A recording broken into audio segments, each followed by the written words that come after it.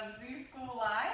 We are so glad you are tuning in and sharing these lessons with us. We have a really exciting one today. Before we jump into that, I wanted to let you know that you guys should stay tuned and keep checking back our Facebook, because even though Zoo School Live is coming to a close tomorrow with our final episode, we are going to be starting a new series in July called Camp Keeper Live. So make sure you guys tune back in. We'll have more information about that. So if you've been enjoying our live sessions and commenting and are going to miss Zoo School, fear not, we have something coming your way.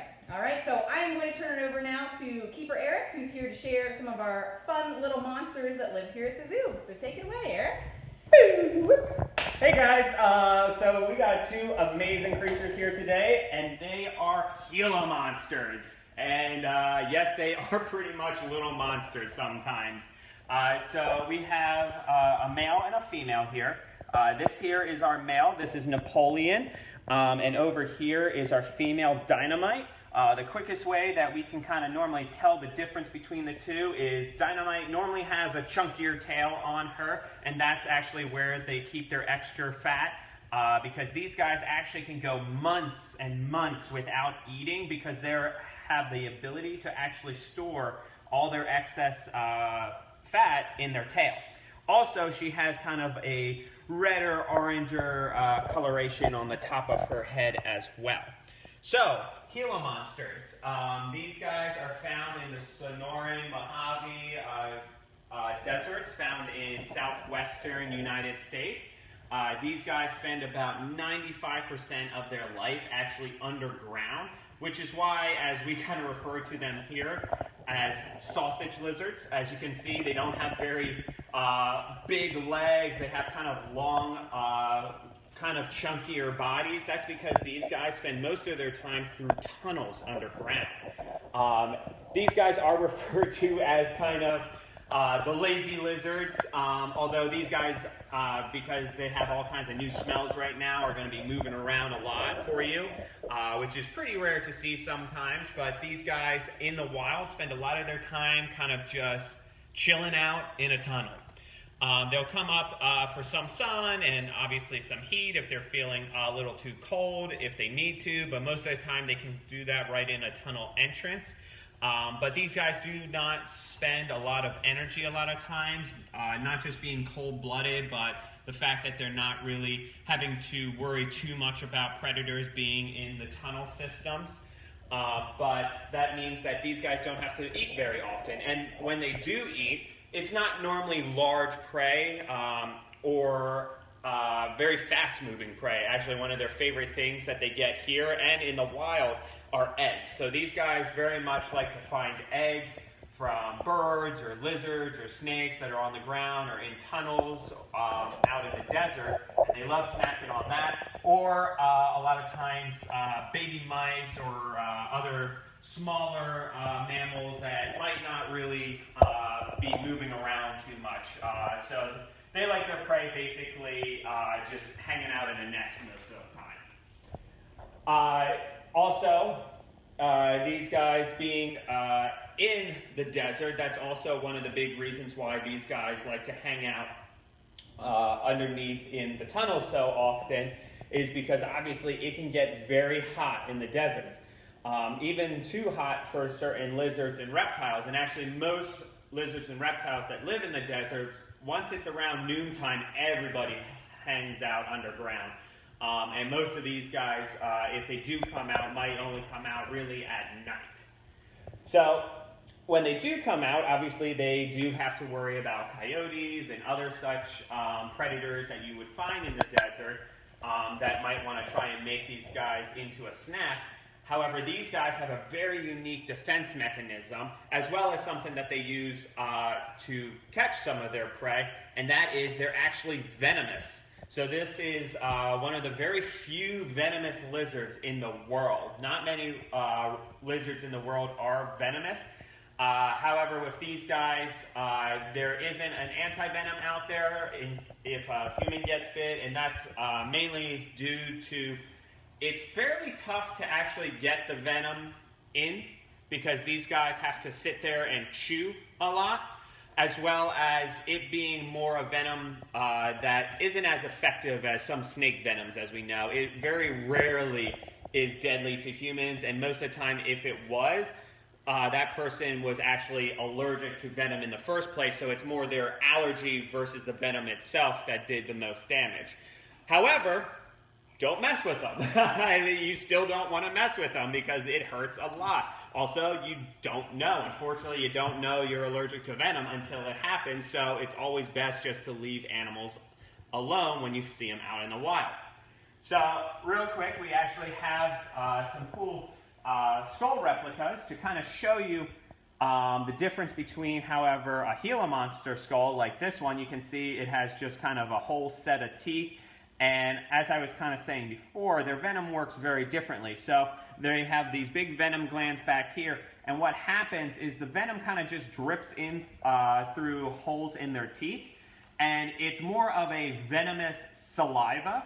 So for a Gila monster to actually get venom into a prey or something that might be coming after them, they actually have to sit there and chew, and they latch on, and it takes them a while for venom to actually get in. However, we have also a rattlesnake skull to kind of just show you the difference.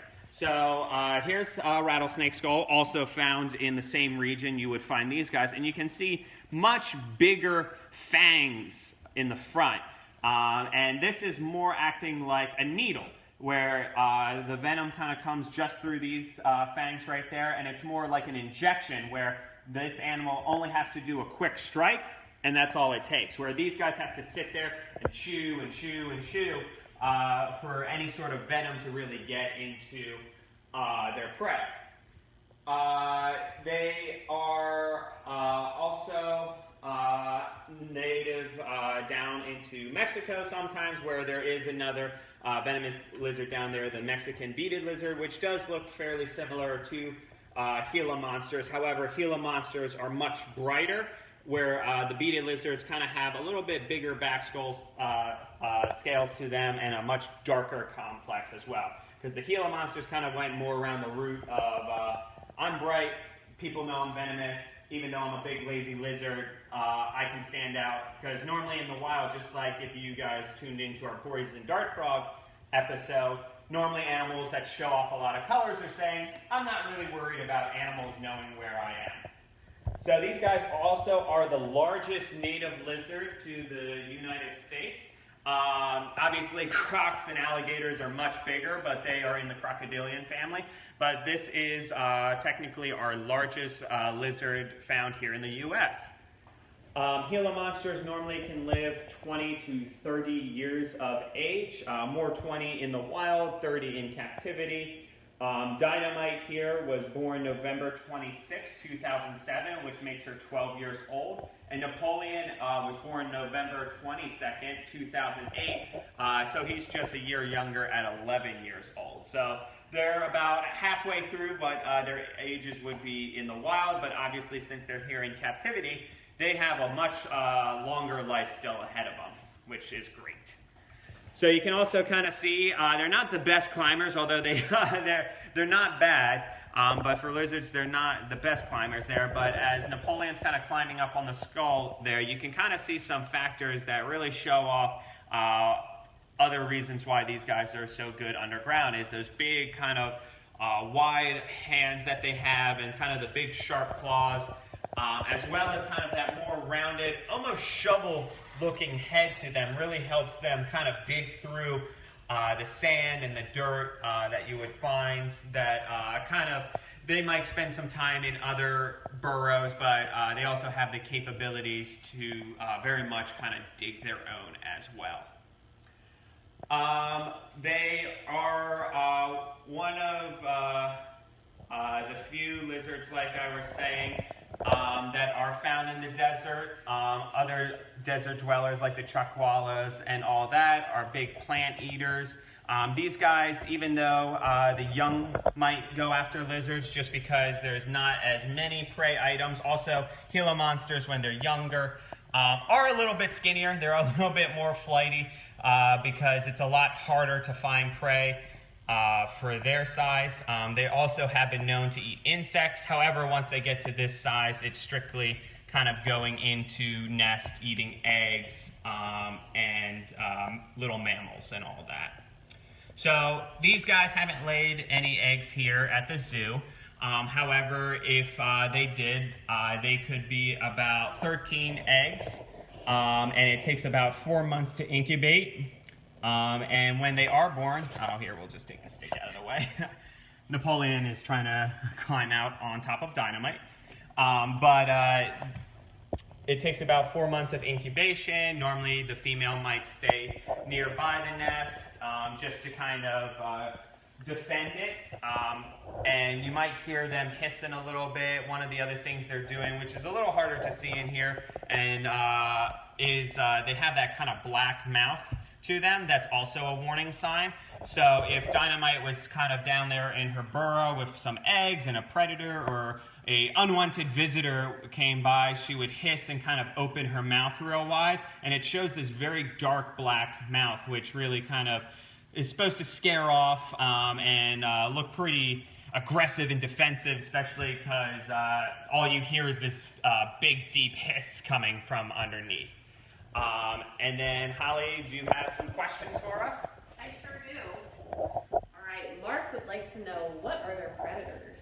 Oh, good question. So any sort of hawk might come after them.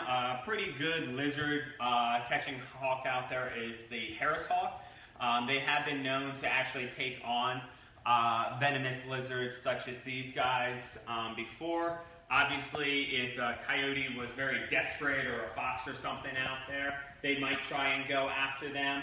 But they don't have too many predators out there, except for, of course, right now, due to humans encroaching more and more into the desert and changing the habitat from kind of the desert climate to bringing in water and creating kind of lawns and bringing in deciduous trees and all that. That's kind of messing up their habitat a little too, which is why they're considered near threatened right now.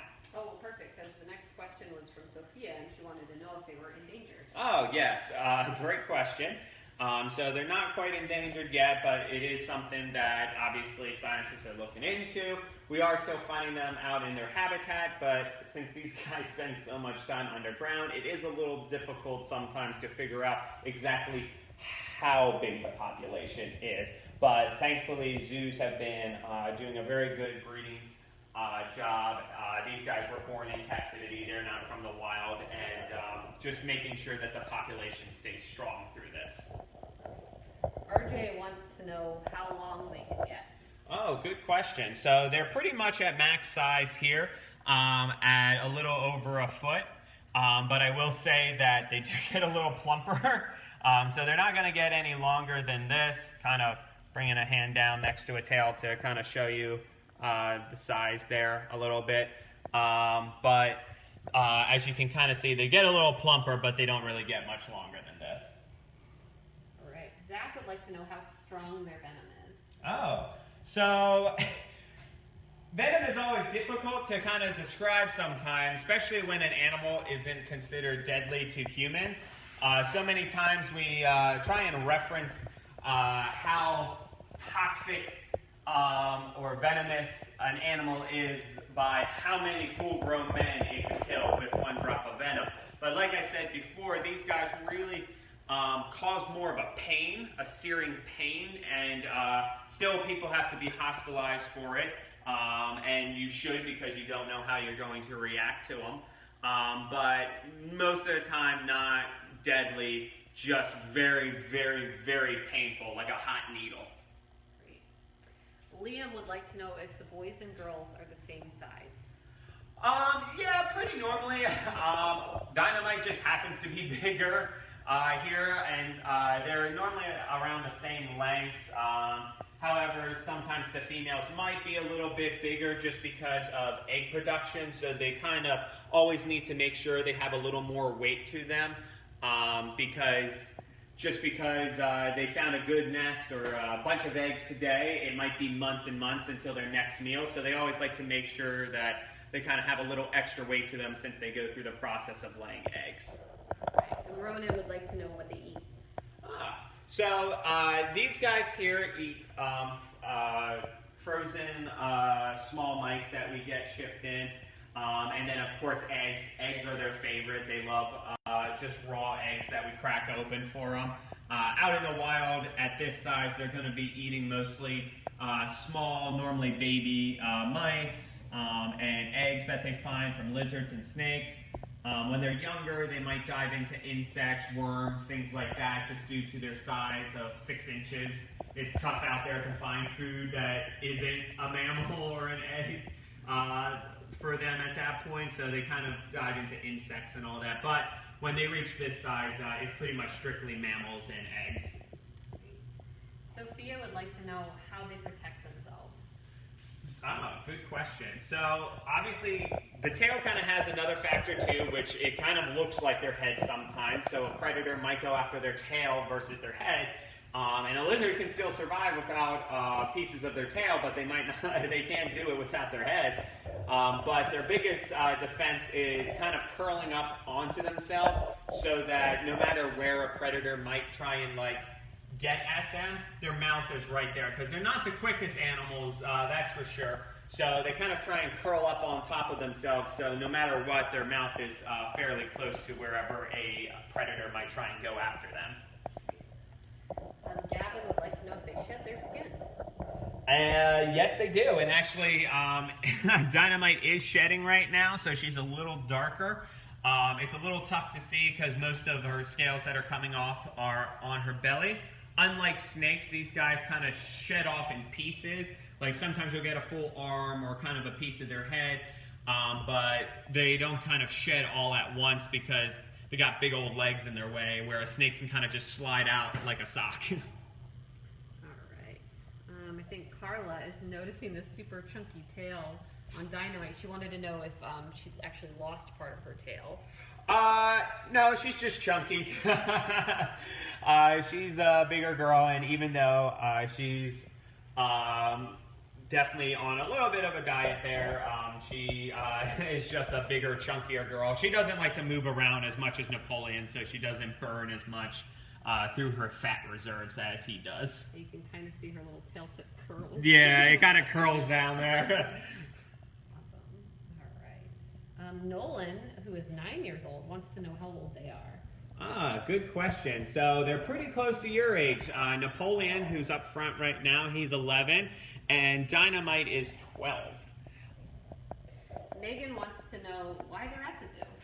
Oh, good question. So since these guys were born in captivity, they were already being used as kind of ambassadors for their species down at Busch Gardens.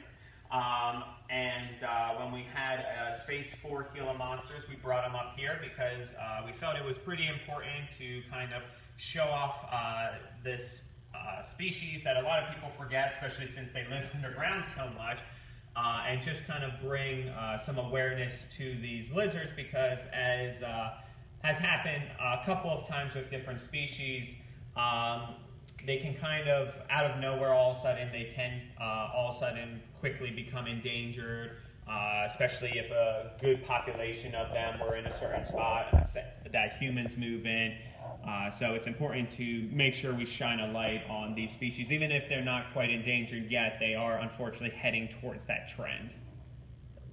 Mara wants to know if they're both on exhibit at the school, or at the zoo, or if they're ambassadors. So these guys are on exhibit at the zoo. They're actually down where you see the black-footed ferrets and the prairie dog exhibit.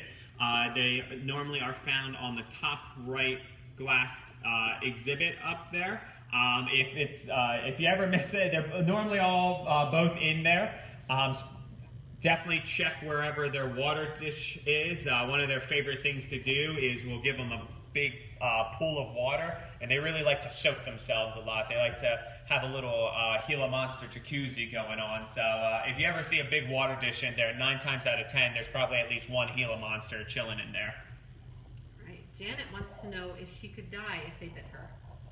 Like I said, unfortunately, you don't really know until it happens, and it's just best to leave them alone because it's very stressful for them as well. Most animals with venom don't like wasting it on a predator. They'd like to save it for their prey. And you know, unfortunately, with these guys, it's normally the allergic to venom versus the venom itself, which kind of sounds weird because venom is obviously dangerous and not good to have, but people can have allergic reactions to the fact that there's venom in them as well. It isn't normally deadly. It's normally just more very painful. But unfortunately, you wouldn't know if you're allergic to venom or not until it happened, which obviously isn't something you want to risk finding out. All right, Preston wants to know what the purpose of the fork-shaped tongue is. He thought that it was for smelling. Yep, so just like snakes and other lizards, the fork-shaped tongue, kind of unlike kind of just a normal tongue, it gives the ability to catch more air particles in the air and then bring it back inside their mouth. The tongue itself is not the thing that is actually smelling. What it is, it's kind of like a sticky arm going out in the air, kind of catching a bunch of air particles, bringing it back inside their mouth, and inside their mouth is something called the Jacobson organ, which basically is just a little nose inside their mouth that they rub their tongue on, which then can smell all the different pheromones. Great. Henry has a couple questions. He's 4.5. He'd like to know how they breathe and if they climb trees. So where they normally live, there's not many trees, and the ones that are, they're not normally going up there to climb because, as you can see, this is kind of full speed. Napoleon is in an all-out sprint right now, so they don't move very quick, so being exposed like that in a tree normally isn't good for them. And how they breathe is they do have nostrils that they breathe through, just like you and I. Also, one key feature you can kind of see on the back of kind of their head there's little holes, that's their ears. That's the biggest difference between lizards and snakes, is the fact that lizards has ears, because there are some lizards out there that don't have legs, but they still have ears on them. Great, looks like we have 2 more questions. Remy would like to know how much they typically weigh. So they weigh a couple, I'd say Dynamite normally a little bit bigger, a couple of pounds, not too much right now. They do look chunky, but they're still fairly light. Awesome. And then our last question, Aaron, age 39 and a half, would like to know if they have any good skills, such as nunchuck skills, bow hunting skills, computer hacking skills. So their best skills are definitely catching our hearts, because obviously they're gorgeous and wonderful. But I would have to say their ultimate skill is definitely digging and looking adorable. Awesome. All right, well, I want to thank you guys so much for hanging out with me on our kind of last week of Zoo School Live. And of course, classically, I got one last joke for you guys before we go, and that is, what is a lizard's favorite movie? The Lizard of Oz. Thank you guys so much for tuning in. Time definitely has flied by. I hope you guys enjoyed all the videos we've had here. Don't forget to tune in to our last Zoo School Live tomorrow at 11 o'clock, and can't wait to see you guys back here real soon.